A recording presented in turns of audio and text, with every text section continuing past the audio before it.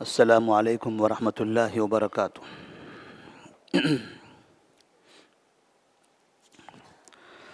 الحمد للہ رب العالمین والصلاة والسلام علی رسولہ الامین وعلی آلہ وصحبہ اجمعین ومن تبعہم بإحسان الی یوم الدین، اما بعد۔ نبی کریم صلی اللہ علیہ وسلم کی سیرت کے سلسلے دروس میں آج کے درس کا عنوان ہوگا خیبر میں نبی صلی اللہ علیہ وسلم کو قتل کرنے کی کوشش۔ اس سے پہلے کے درس میں خیبر کے واقعات کا ذکر کیا گیا تھا۔ خیبر کے 8 قلعوں کا تذکرہ ہوا، ان 8 قلعوں پر مسلمانوں کی فتح کا ذکر ہوا۔ جب آپ صلی اللہ علیہ وسلم مکمل طور پر خیبر کو فتح کر چکے، اب یہاں سے آپ کی مدینہ منورہ کی جانب روانگی تھی۔ اس سے پہلے جو واقعات پیش آئے تو اس میں سے ایک واقعہ یہ تھا کہ آپ صلی اللہ علیہ وسلم نے خیبر کے ان یہودیوں کو اس بات کی اجازت دی تھی کہ وہ خیبر میں ہی رہیں، حالانکہ اتفاق اس بات پر ہوا تھا کہ ان کو خیبر سے نکال دیا جائے، یہ لوگ یہاں سے نکل جائیں، لیکن بعد میں آپ صلی اللہ علیہ وسلم نے ان پر رحم کرتے ہوئے ان لوگوں کو اس بات کی اجازت دی کہ وہ خیبر میں رہیں، ان کی جو زمینیں ہیں ان زمینوں میں وہ کام کرتے رہیں، اس کی جو پیداوار ہے، اس کی پیداوار کا آدھا حصہ مدینہ کو، یعنی صحابہ رضی اللہ تعالیٰ عنہم کو جو حصے دار ہیں ان کو، اور آدھا حصہ یہ کام کرنے والے یہودیوں کو دے دیا جائے گا۔ اس دوران میں آپ صلی اللہ علیہ وسلم کو کھانے کی دعوت آئی۔ نبی صلی اللہ علیہ وسلم کو جب دعوت دی گئی تو آپ صلی اللہ علیہ وسلم نے اس کھانے کی دعوت کو قبول فرمایا، لیکن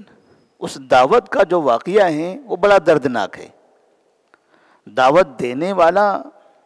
اس نے کس نیت سے نبی صلی اللہ علیہ وسلم کو دعوت دی تھی؟ ظاہر سی بات ہے، کوئی انسان دعوت دیتا ہے تو جس کو دعوت ملتی ہے وہ انسان خوش ہوتا ہے، اس لیے کہ آپ نے فرمایا تھا کہ تہادو تحابو، ایک دوسرے کو ہدیہ دو، اس سے محبت بڑھتی ہے۔ اسی طرح ایک دوسرے کو کھانا کھلاؤ، اس سے بھی تعلقات اچھے رہتے ہیں۔ تو کسی نے دعوت دیا تو ظاہر سی بات ہے آپ صلی اللہ علیہ وسلم انکار نہیں کریں گے، تو آپ صلی اللہ علیہ وسلم نے دعوت کو قبول کر لیا۔ دعوت دینے والی ایک عورت تھی، اس عورت کا نام تھا زینب بنت حارث۔ کئی زینب ہیں، نبی کی ایک بیٹی کا نام بھی زینب ہے، نبی کی ایک بیوی کا نام بھی زینب ہے، اسی طرح یہ بھی ایک زینب ہیں، ان کا نام ہے زینب بنت حارث۔ سلام بن مشکم کی یہ بیوی تھی، یہ بیٹی تھی، سلام بن مشکم کی یہ بیوی تھی۔ تو سلام بن مشکم کی بیوی زینب بنت حارث نے نبی صلی اللہ علیہ وسلم کے بارے میں یہ جانکاری حاصل کی کہ آپ کو کھانے میں کیا پسند ہے۔ تو اسے یہ معلوم ہوا کہ آپ صلی اللہ علیہ وسلم گوشت پسند کرتے ہیں، اور پھر گوشت میں بھی بازو کا گوشت، جو جانور میں یہ جو گوشت ہوتا ہے یہ گوشت اچھا ہوتا ہے، لذیذ ہوتا ہے، تو آپ صلی اللہ علیہ وسلم کو یہ گوشت پسند تھا، لہذا اس نے دعوت میں اسی گوشت کا استعمال کیا کہ نبی کو جو محبوب ہے، جو پسندیدہ آپ کی غذا ہے، اسی کی آپ کو دعوت دی جائے۔ آپ صلی اللہ علیہ وسلم دعوت میں گئے، کھانے کے لیے بیٹھے، آپ بھی تھے، آپ کے ساتھ صحابہ رضی اللہ تعالیٰ عنہم کی چند افراد کی تعداد بھی تھی۔ جب آپ کھانے لگے تو آپ صلی اللہ علیہ وسلم نے جب نوالا اٹھایا اور منہ میں داخل کیا تو آپ کو ایسا محسوس ہوا کہ اس گوشت کے اندر کچھ الگ چیز ہے، تو آپ نے فوراً اس کو اگل دیا، منہ سے نکال دیا، تھوک دیا۔ آپ صلی اللہ علیہ وسلم کو اللہ تبارک و تعالیٰ نے وحی کے ذریعے بتا دی کہ اس گوشت کے اندر زہر ہے۔ یہ جو دعوت دی گئی ہے، ایک تو گوشت کی دعوت، پھر اس میں آپ کو گوشت میں سے جو حصہ پسند ہے وہ خاص رکھا گیا تھا، اس حصے کا گوشت وہاں رکھا گیا نبی کی دعوت میں، اور اس عورت نے وہ بازو والے گوشت میں جو گوشت نبی کو زیادہ پسند ہوتا ہے اس میں زیادہ زہر ملایا۔ پورے گوشت میں زہر ملا ہوا تھا، لیکن نبی کو جو حصہ پسند تھا اس حصے میں زہر زیادہ ملایا گیا تھا۔ جیسے آپ صلی اللہ علیہ وسلم نے منہ میں وہ گوشت کا ٹکڑا لیا تو آپ کو محسوس ہوا، کہ بعض روایتوں میں ہے کہ گوشت سے ہی آپ آواز آئی کہ اس میں زہر ہے۔ آپ کہتے ہیں ان هذا العظم ليخبرني انه مسموم،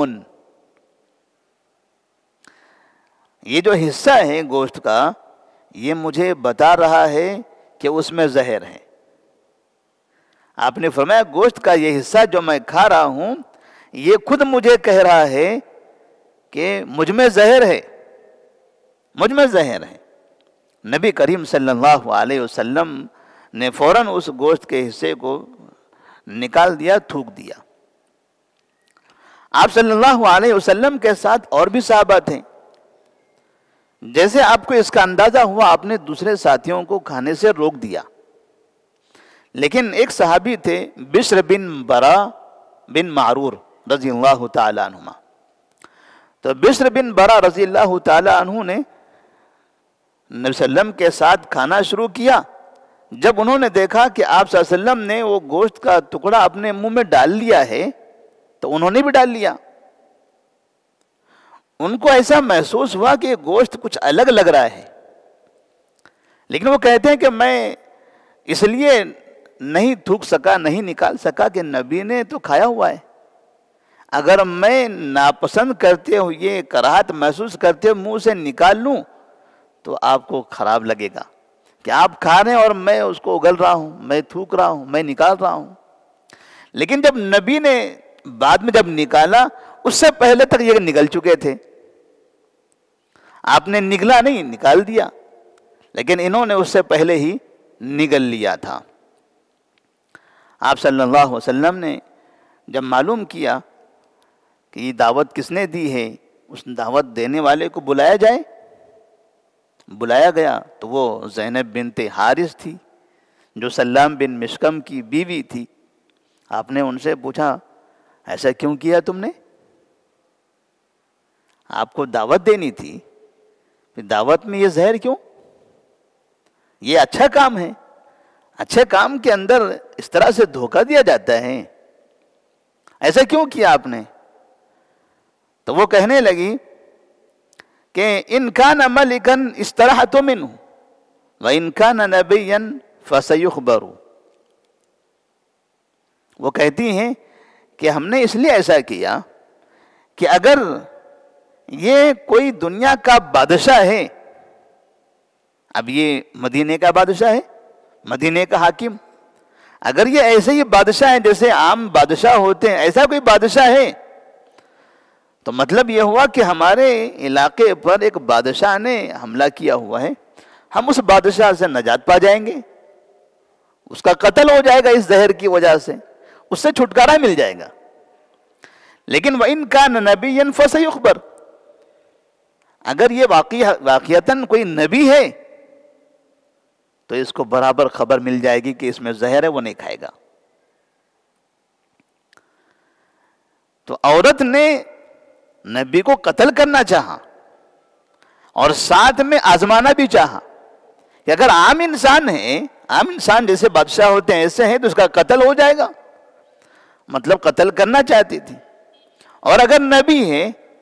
تو انہیں اطلاع مل جائے گی کہ اس گوشت کے اندر زہر ہے، لہذا وہ نہیں کھائیں گے۔ نبی کریم صلی اللہ علیہ وسلم نے دیکھا یہودی عورت اس طرح سے ہمیں آزمانا چاہتی ہے اور پھر خاص ایسے گوشت کے اندر زہر دے کر ہمیں قتل بھی کرنا چاہتی ہیں، جبکہ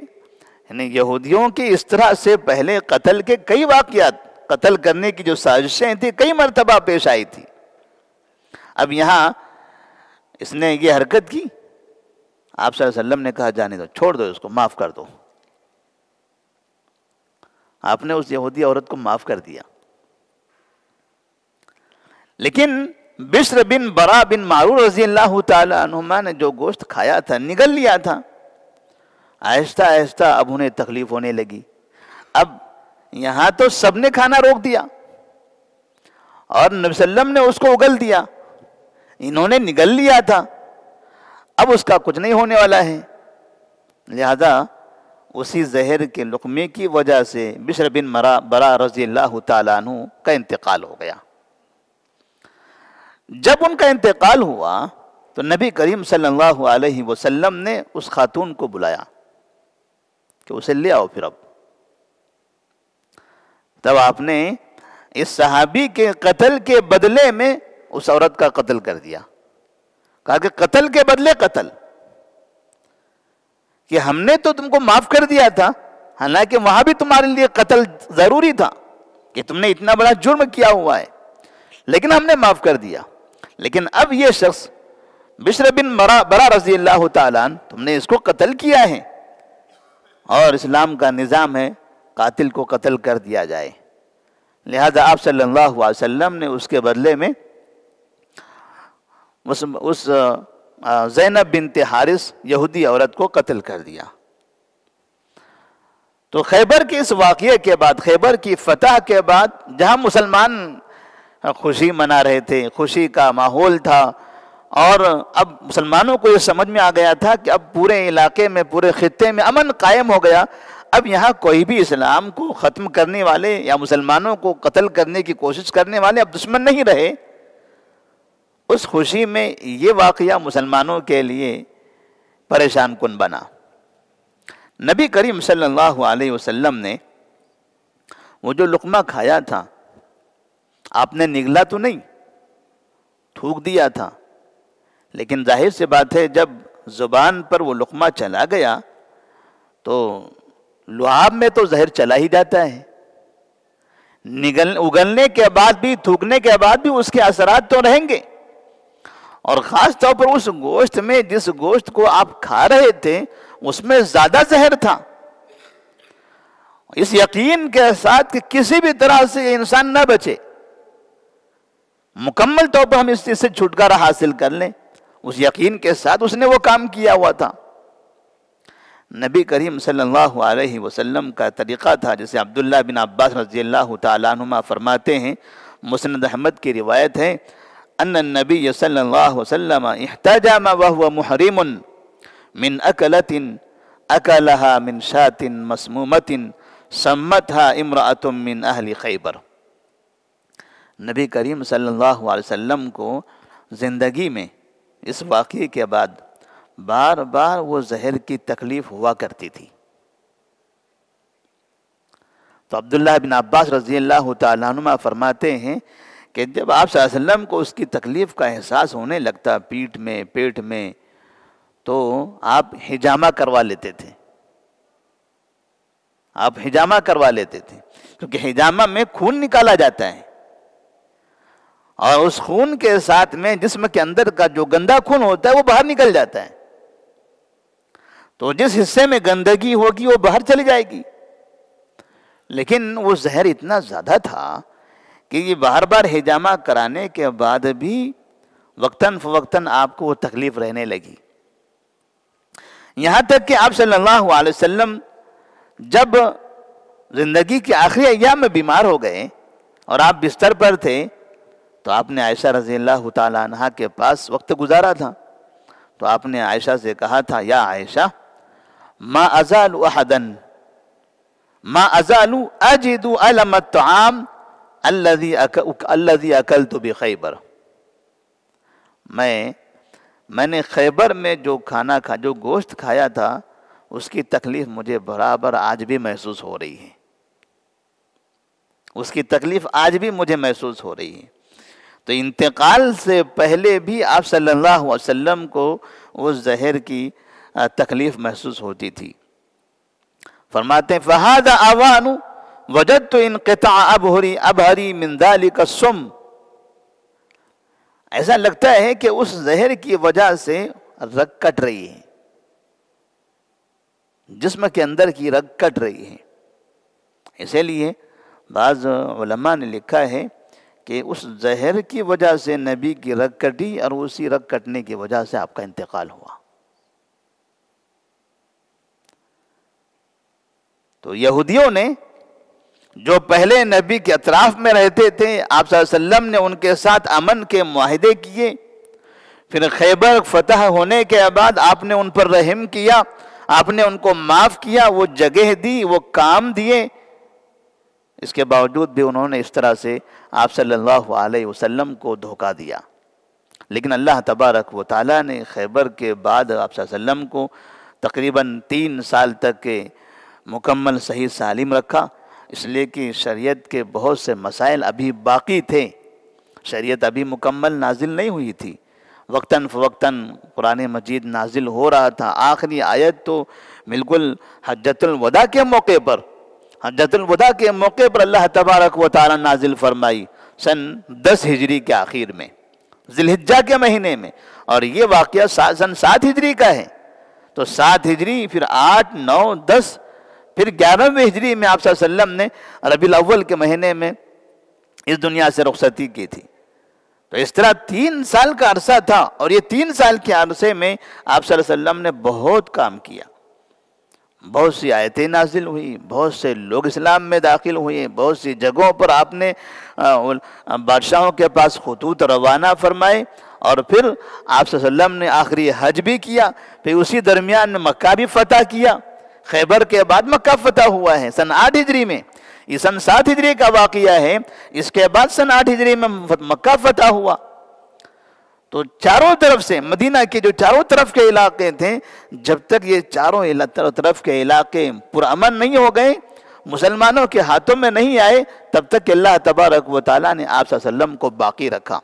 اور جب سارا کام ہو گیا، شریعت مکمل نازل ہو گئی، قرآن مکمل نازل ہو گیا، نبی دین کے تمام مسائل آپ پر نازل کر دیے گئے، اور مسلمانوں کو